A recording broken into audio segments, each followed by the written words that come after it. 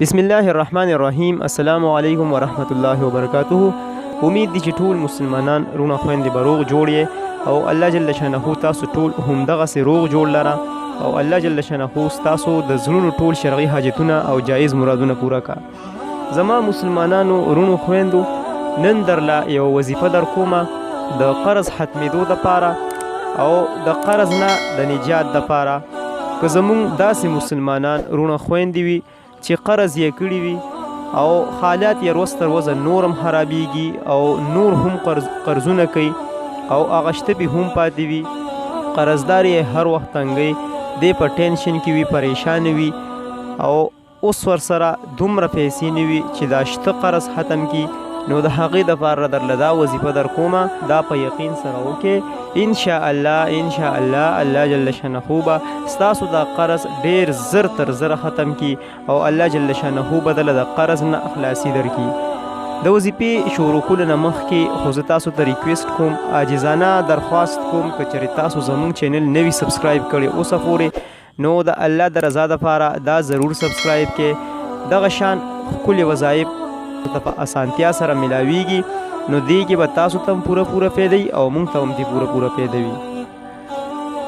زه تاسو ته اوس دا وظیفه وایم، دا لږ په غور سره واورئ. روزانه به د ماسخوتن د مونځ نه پس او 10 چهاردام نه ماتوئ چې د ماسخوتن مونځ کله هم وکړئ، بس هغې پسې فورا 7 وارې به د سورې یاسین تلاوت کوئ او دا به روزانه کوئ، یو ورځ به هم نه قضا کوئ. دا یو ځل بیا وورئ.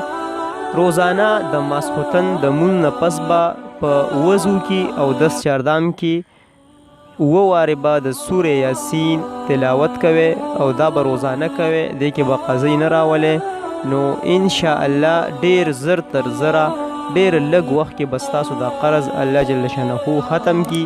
تاله به دومره مال دولت درکړي چې ته به پکې دا ټول قرض هم ختم کی او ستا مالي لحاظ به ورسره نورم ښه شي. دا عمل وکړئ، دا وظیفه وکړئ، په یقین سره یې وکړئ.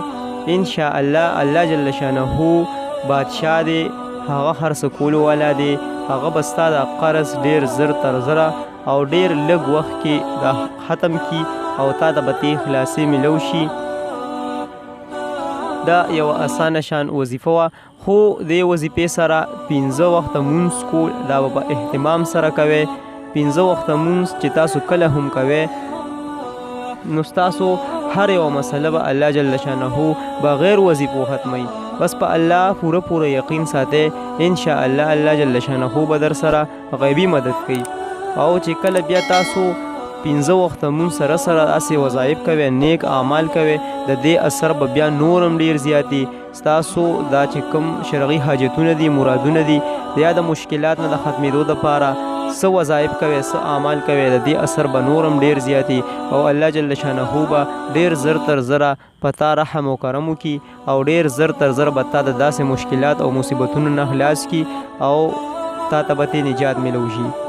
او بل په الله جل شانه باندې پوره یقین او باروسه ساتئ. بس دا زمونږه وظیفه وه د نن ورځې. انشاءالله په بله ویډیو کې بیا ملاقات کوو، په بله ویډیو کې بیا حاضرېږم. بس دا د نن ورځې زمونږه وظیفه وه. انشاءالله په بله ویډیو کې بیا حاضرېږم. په خپلو دعاګانو کې مې یاد ساتئ. جزاکم الله خیرا کثیرا.